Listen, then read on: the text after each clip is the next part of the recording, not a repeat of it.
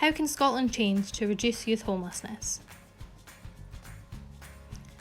Whilst 12% of Scotland's population is aged between 16 and 25, they make up 25% of Scotland's homeless population.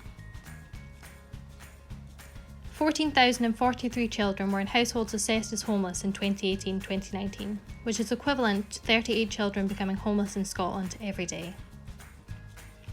The government and charitable organisations have largely used emergency responses to answer immediate needs rather than focusing on preventative measures. Evaluations of prevention initiatives have demonstrated that this can be effective in reducing homelessness, and more resources need to be invested into this. Multiple organisations such as Shelter and the Wales Centre for Public Policy have identified education as a worthwhile pursuit to prevent youth homelessness. Educating children in Scottish schools on the causes of youth homelessness and the resources available to them should be made a priority, as the Youth Homelessness in Scotland 2014 and 2015 reports have stressed that homelessness education can divert young people from needing to apply as homeless. We identified the top 3 causes of homelessness based off of government data. The top 3 causes are family disputes, being asked to leave, and actions taken by a landlord. In order to structurally address these issues, we propose strategies which expand services offered in schools.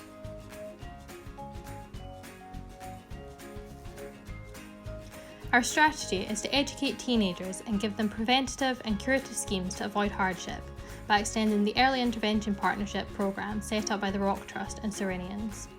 This project offers training to young people as well as mediation services to improve parent-child relationships by working with Edinburgh's public and third sector. This currently addresses young people asked to leave their accommodation and family disputes. The information provided through this scheme can be adapted to use in Scottish secondary schools during their personal and social education lessons.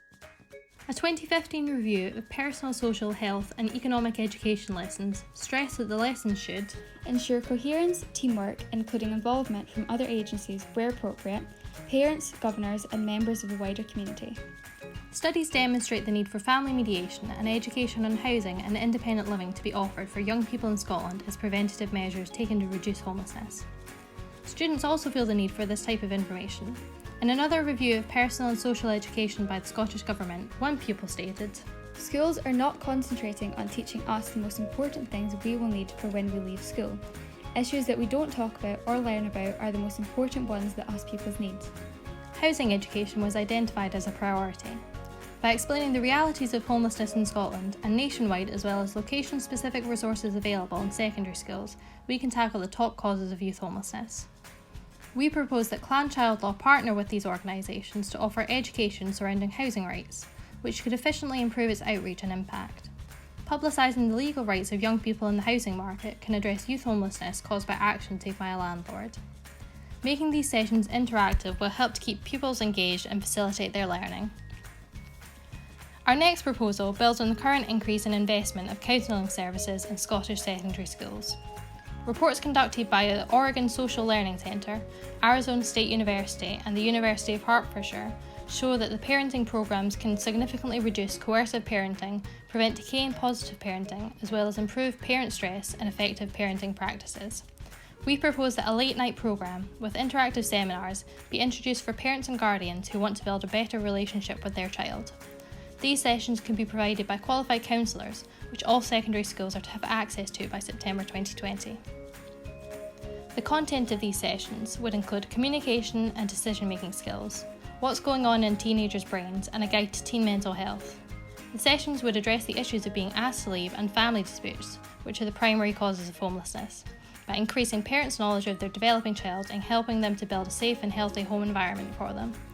This proposal is based on the work of the Cocoon House in the USA.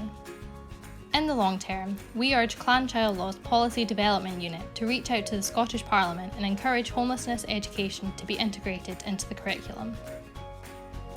These reforms could provide extremely effective measures to prevent youth homelessness and make a meaningful and lasting difference to young people across Scotland.